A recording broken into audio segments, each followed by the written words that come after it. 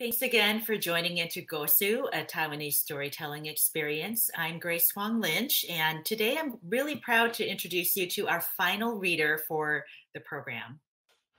Charles Yu is the author of 4 books, including the National Book Award winning Interior Chinatown. And he is also an alumni of Taiwanese camp. And I see that you went to Taiwanese camp first in 1989, which is also coincidentally the last year that I went to Taiwanese camp. Congratulations on all of your achievements this year. It's been a really big year for you. I was wondering, tell us a little bit about your writing and what led you up to writing Interior Chinatown. Yeah. So as you mentioned, this is my 4th book. And prior to this, I had written 1 novel and 2 short story collections. I think most of the things I had written prior to this had a sort of science fictional or fantasy, or you could say speculative sort of angle to them. And this kind of came out of a desire to want to write about something in a more sort of personal and direct way, specifically about my parents' experience as Taiwanese immigrants in the 60s. They had told me stories, growing up about what it was like for them. And I had always wanted to find some way to use that as an inspiration for a fictional work. And it took a lot of years to figure out how to sort of meld my style. This would be a great time for us to hear you share a passage from Interior Chinatown. We see young Wu moving, in progress, making his way to the new world, bright-eyed, full of hope. As a young student in central Taiwan, gazing at a map of the world in his classroom. On the map, it is a jeweled blue, sandwiched between Canada, salmon pink, and Mexico, lime green. Young Wu dreams of the American air. Barbecues, baseball on the radio, and in the streets. In his dreams, he arrives on a bright Monday morning, the ship pulling into the port, friendly strangers waving him and the others onto shore. In reality, young Wu arrives in the dead of night. He waits in line to have some papers stamped, and then waits again in an area, sitting with fellow arrivals from seemingly every country on earth. It's cold, and except for the buzz of the fluorescent lights overhead, it's quiet. There is no one there to greet him. Once he is done here, he will get on a bus, where he will sit for the next 4 days, except for twice daily stops to eat and use the restroom. And at the end of 4 days, he will arrive in Mississippi, where he will step off of the bus in the dead of night into a swarm of mosquitoes. Interior Ming Chen Wu's backstory, Mississippi, 1965. He lives in a house with 5 other graduate students, most of them from other countries. Nakamoto from Japan, Kim and Park from Korea, Singh, a Punjabi Sikh, and one more, Alan Chen, also from Taiwan. Young Wu wonders if he and Alan might be the first 2 people from Taiwan to ever live in Mississippi. He will be paid a modest stipend to teach students at a university and to begin graduate studies to explore his own field. Young Wu's share of the rent is $14 per month. This is Mississippi, in a college town in the 1960s. His graduate student stipend is $100 a month. The first time he sees the check, he thinks there has been a mistake. There has not been a mistake. Young Wu, for the first time in his life, feels rich. On top of the $100 per month, he receives a $25 allowance, once per quarter, for housing. One semester, he wins an award for being the best teaching assistant. Half of the class calls him Chinaman, but mostly they mean it affectionately. He's an overwhelming selection for the award. He receives a check for $50 and a certificate. He makes a frame for the certificate and sends the check home, as he does with almost all of his other checks.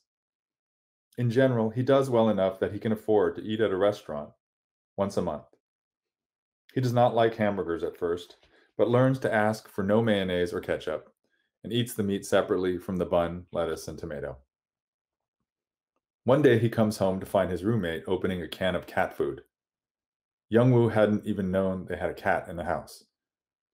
He realizes they don't have a cat, that his friend, Alan, is going to eat the cat food himself. Young Woo takes the can from Alan, asks him not to do this ever again. Alan points to a whole bag of cat food he has just bought from the market in town. Young Woo says they will find a cat to give it to.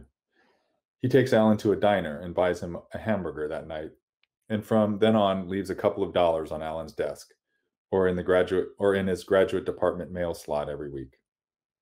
They look for a cat together. Alan eventually finds one and feeds the cat well for a while. When the food runs out, the cat keeps coming around, so they feed it leftovers.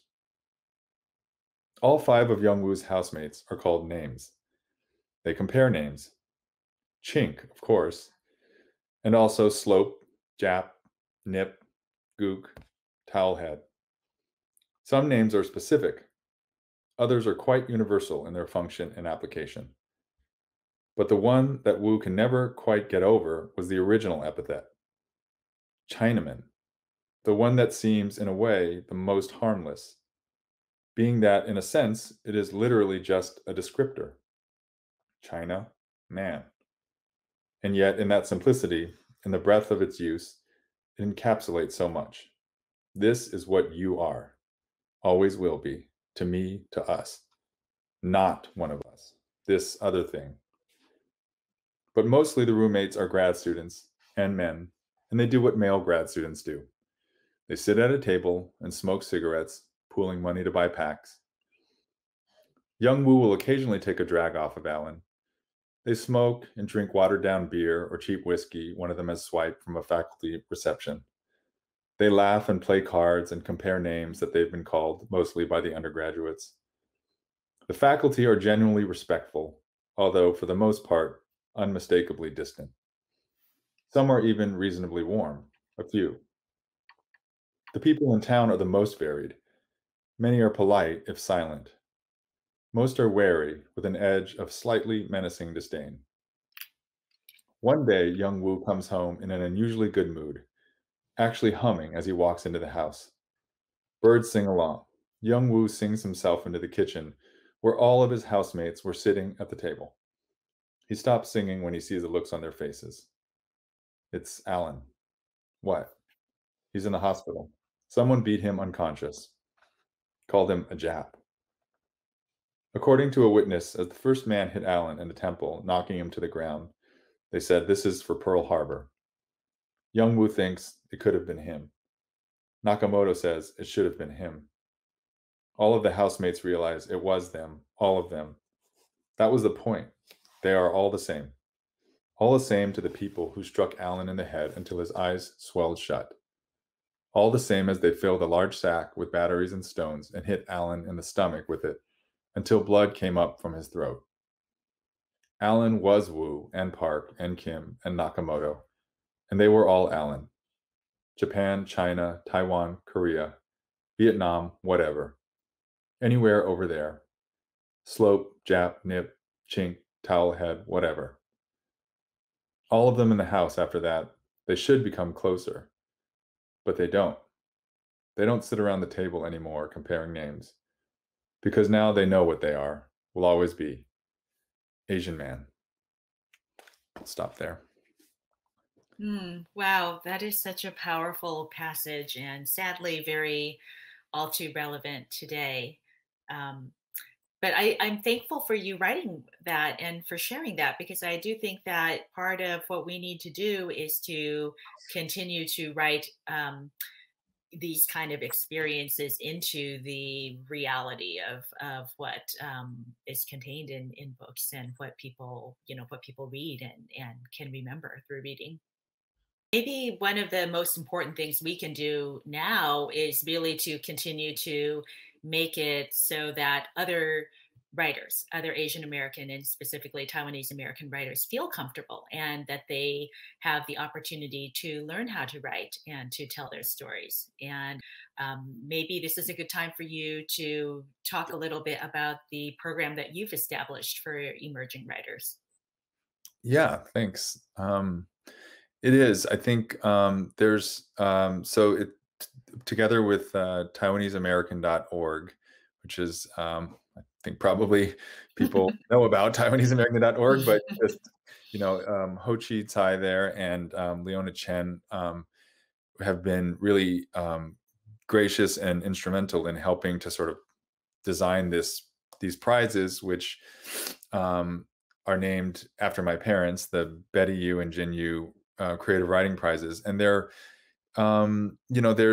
out there to encourage high school and college students to really tell their stories, whatever that means. So they're designed intentionally to be open-ended as to genre. They can be fiction, nonfiction, poetry, a play, and really the idea. Even of course, it's a contest, and it'll be great to to um, provide a platform for the winners and other people honored. But I think everyone who enters, the goal really is to foster discussion and a kind of community around it. I'm really looking forward to um, being in contact with the people who enter, and together with my fellow judge for this year, Shauna Yang Ryan, another Taiwanese American novelist. I just think it's such an exciting thing to get a chance to have like an open kind of channel of communication with young Taiwanese writers and Taiwanese American writers, and also to be clear, it's technically the rules of the contest are the stories have to either be from Taiwanese or Taiwanese American writers or about subject matter that is Taiwanese or Taiwanese American. So yeah, I mean, I just think it's more important than ever, as you said, to have people feel like they can tell their stories, and so I'm looking forward to hopefully both this year and years going forward, being able to give opportunities for young writers the way that as you mentioned, I went to Taiwanese camp, and I had the benefit of getting to see models, older Taiwanese and Taiwanese American people who were at that point, in a generation above me, and Mhm. just sort of like how inspirational it was to know that they were sort of forging a path. So Yeah. Well, thank you. I think now you're the person that a lot of younger people are looking up to, and I really appreciate you being here today and sharing your story and also everything that you've done in terms of just putting your work out there and increasing representation. So thank you again, Charles. thank you, Grace. I really appreciate it, and I appreciate you, creating this forum in this series. I think it'll be important as another outlet for storytellers. So thank you. All right, thank you so much. That brings us to the end of the first installment of Kòo-sū, but I certainly hope it won't be the last time. I want to give a big thank you to the Taiwanese American Cultural Festival and its sponsors for making this possible, and I hope to see you again at a future program. Thank you. Gamsha.